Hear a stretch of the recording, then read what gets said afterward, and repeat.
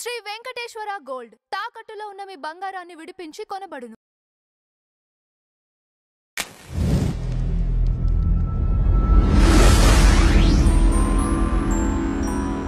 నమస్కారం కృష్ణకుమార్ గారు. నమస్కారం. వార్ 2 తర్వాత ఎన్టీఆర్ గారి పైన మళ్ళీ సేమ్ ట్రోల్స్ రన్ అవుతానే ఉన్నాయండి. సినిమా లాస్ట్లో ఎన్టీఆర్ ఒక డైలాగ్ చెప్తాడు, నీకేమైనా పిచ్చా హీరోల్ని విలన్ని హీరోలను చేస్తూ సినిమాలు చేయటం నీకేమైనా పిచ్చా అని చెప్పంట. నిజంగా వార్ 2లో ఆ డైలాగే ఇప్పుడు ట్రోల్స్కి అక్కడ బాలీవుడ్లో కావచ్చు, ఇక్కడ ఫ్యాన్స్కి కావచ్చు. అట్లనే కొంతమంది హీరోలు కూడా చేసినవి ఉన్నాయి, రామ్ చరణ్ కావచ్చు, ప్రభాస్కి సంబంధించింది. ఏంటి వీళ్ళు చేస్తున్న దాంట్లో నిజం ఉందనిపిస్తుందా? అంటే ఒకటి అర్థం చేసుకోవాలండి, ఎప్పుడూ తమ అభిమాన హీరోని హీరోగానే చూడాలి అనే అభిమానులు కోరుకోవటం కూడా కరెక్ట్ కాదు.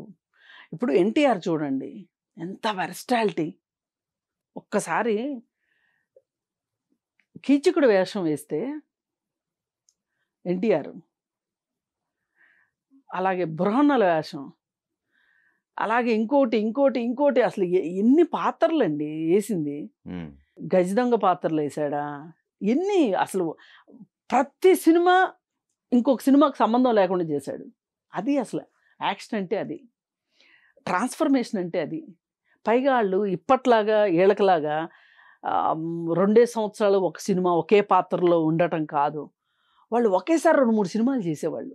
ఇక్కడ ఉద్దేశం ఏంటంటే బాలీవుడ్లో ఆ దర్శకులకు సంబంధించి ఎవరైనా కానివ్వండి, హాలీవుడ్లో చేయనివ్వండి, ఎక్కడన్నా చేయనివ్వండి, వైవిధ్యమైన పాత్రలను పోషించటమే నటనా చాతుర్యం, నటనా కౌశలం.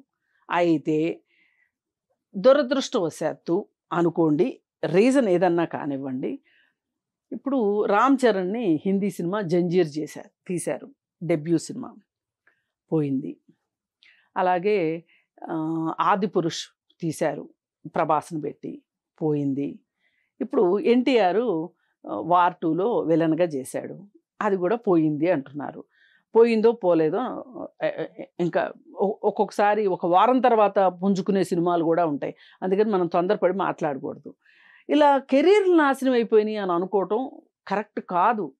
ఒక్కొక్క సినిమా ఆడుతుంది అంటే హీరో వల్లే ఆడుతుంది అనుకోవడం, మా హీరో సినిమా ఏమైనా సరే ఆడాలి అనుకోవడం కరెక్ట్ కాదు. తీసిన సినిమాలు అన్నీ 100 రోజులు, 200 రోజులు, 300 రోజులు ఆడతాయో చెప్పండి? ఆడవు కదా. అసలు కొన్ని సినిమాలు విడుదలకే నోచుకోవు, కర్మ, ఏం చేస్తాం. కొన్ని సినిమాలు ఒక్క షోతో ఆగిపోయిన సినిమాలు కూడా ఉన్నాయి. అన్నీ జరుగుతూ ఉంటాయి. ఇప్పుడు మనము అది ఒక పెద్ద క్యాన్వాస్ అని హిందీ బాలీవుడ్లో యాక్ట్ చేయటం అనేది ప్రతి ఒక్కరికి కళ. ఇప్పుడంటే హాలీవుడ్ అనుకుంటున్నారు, అది వేరే విషయం. అయితే వెళతారు, వెళ్ళినప్పుడు అక్కడ కథ కుదరాలి, కో యాక్టర్స్ కుదరాలి, అలాగే డైరెక్టర్ చేయగలగాలి, అలాగే నిర్మాత పెట్టగలగాలి. ఇప్పుడు నిన్న మొన్న షోలే సినిమా గురించి 50 years అయిన సందర్భంగా స్టోరీ వచ్చిందండి ఏదో బుక్లో. అసలు ఆ సినిమా 1 సంవత్సరంలో తీద్దాం అనుకున్న సినిమా 3 సంవత్సరాలు అయింది. కొన్ని న్యాయపరమైన చిక్కులు వచ్చినాయి, ఎన్నో అష్ట కష్టాలు పడి ₹1 కోటి సినిమా అనుకుంటే 3 కోట్లు అయింది. మళ్ళీ పైగా ఫస్ట్ 2-3 రోజులు అట్రప్లాఫ్ టాకు, ఒక వారం రోజుల పాటు దగ్గర ఇక తర్వాత నుంచి పుంజుకుని కొన్ని లెక్కలేనన్ని రికార్డులు నెలకొల్పింది ఆ సినిమా. మరి ఈలోపు ఆ సిప్పి, రమేష్ సిప్పి అనే అతను, అందరు పిచ్చోడు చూసినట్టు చూశారంట అతన్ని. ఈ యాక్టర్స్ ఏంటి, ఈ కంగాళి ఏంటి, ఈ కథ ఏంటి, అసలు ఇంత రక్తపాతం ఏంటి, నిజంగా కూడా చాలా రక్తపాతం ఉంది. ఆఖరికి సెన్సార్ కూడా రక్తపాతం గురించి అంటే కొన్ని సీన్లు తీసేయాల్సి వచ్చింది, తీసేశారు. ఆయన ఏం నమ్మాడు, ఆ సీనే ఆ సినిమా కావి పొట్టు అనుకున్నాడు, కానీ ఆ సీన్ తీసేయాల్సి వచ్చింది. తీసేసి రిలీజ్ చేశారు, ఆడింది. మరి ఆ మొదటి వారం రోజులు అమితాబ్ బచ్చన్ దగ్గర నుంచి, అంజాద్ ఖాన్ దగ్గర నుంచి, రమేష్ సిప్పి దగ్గర నుంచి అందరూ తలలకు గుడ్లు కట్టుకు కూర్చున్నారు. మరి తర్వాత సూపర్ డూపర్ హిట్ అయింది. అట్లాగే సినిమాలు, ఈ సినిమా అనేది ఒక రకంగా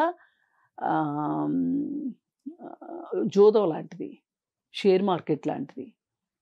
ఏ రోజు ఏ సినిమా ఎందుకు హిట్ అయిందో చెప్పలేరు, ఎందుకు ఫ్లాప్ అయిందో చెప్పలేరు. ఇప్పుడు ఒక సినిమా ఎందుకు హిట్ అయింది అంటే సేమ్ ఫార్ములాతో తీసే సినిమా మళ్ళీ ఇంకోటి కూడా హిట్ కావాలిగా, అవ్వదు. అందుకని ఏంటంటే ఇవన్నీ మాట్లాడుకోవడం కరెక్ట్ కాదు. బాలీవుడ్ వాళ్ళు ఏదో చేసేస్తున్నారు, మన హీరోల్ని వీళ్ళకి అన్యాయం చేసేస్తున్నారు అలా అనుకోవడం కరెక్ట్ కాదు. కాకపోతే హిందీ మార్కెట్ అనేది ఒక బిగ్ మార్కెట్ కాబట్టి వీళ్ళకి మంచి త్రూ అవుట్ ఇండియా వైడ్గా వీళ్ళకి ఒక గుర్తింపు వస్తుంది అని చెప్పి వీళ్ళు చేస్తూ ఉంటారు. అలాగే మల్టీ స్టారర్ మూవీస్ చేసే ఇంట్రెస్ట్ కూడా ఇప్పుడు మళ్ళీ స్టార్ట్ అయింది. దాని ప్రకారం చేశారు అనుకుందాం మనం. ఎందుకు ఇప్పుడు అసలు పాన్ ఇండియా వచ్చిన తర్వాత బాలీవుడ్ ఏముంది, మన తెలుగు ఇండస్ట్రీ నెంబర్ 1లో ఉంది. నెంబర్ 1లో ఉంది వాస్తవంగా చెప్పాలంటే నెంబర్ 1గా ఉంది. వాళ్ళే మన వైపు చూస్తున్నారు. పైగా మన సినిమాలు డబ్ చేసి సినిమాలు ఆడించుకుంటున్నారు. లేకపోతే వాళ్ళకి అసలు కథలు లేని పరిస్థితిలో పడి డబ్బింగ్ సినిమాలే పిచ్చపిచ్చగా ఆడుతున్నారు. అందుకని మన కథలే బాగున్నాయి అనుకుంటున్నారు. సరే, ఏది ఏమైనప్పటికీ ఇక్కడ చూడాల్సింది ఏంటంటే ఇప్పుడు ఇక్కడ ఫ్యాన్స్ కి ఏంది, ఇక్కడ అంటే నెగిటివ్ షేడ్ వాళ్ళు మరి ఓన్ చేసుకుంటారు కదా, అది నచ్చలేదు. అదే నేను అంటున్నా. ఇవాళ వాళ్ళకి అసలు ఒక హీరోని ఇష్టపడటము అంటే ఆ హీరోలో లోపం ఉంటే కూడా చెప్పగలగాలి. ఇంతకుముందు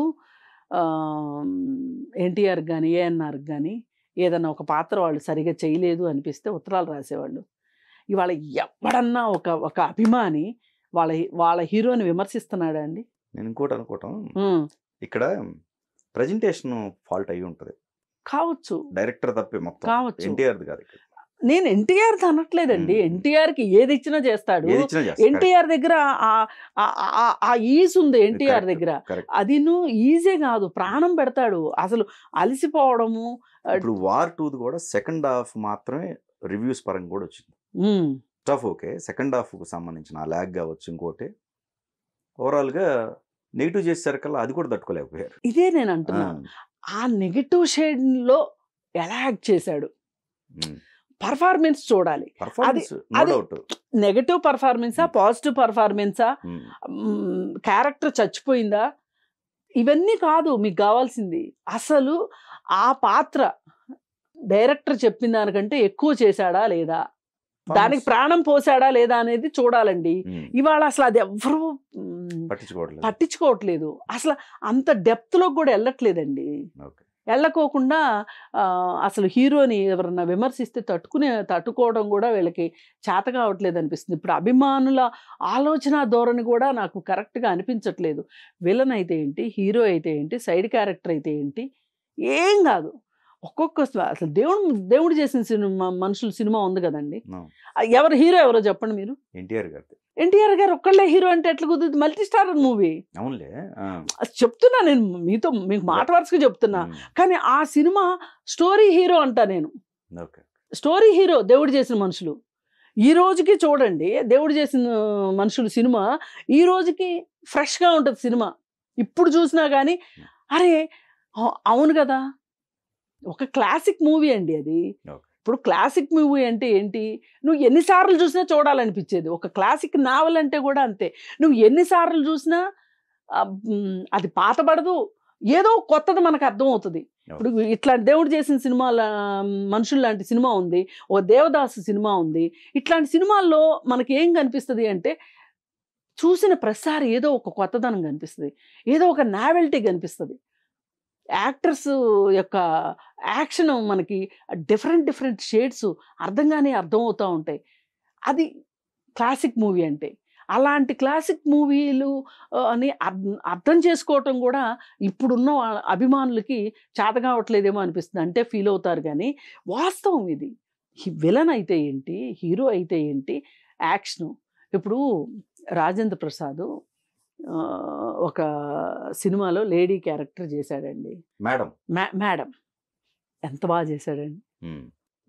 నరేష్ ఉన్నాడు కదా, చిత్రం బళ్ళారి చిత్రం. అసలు విజయ నిర్మల్ చూసినట్టుంది.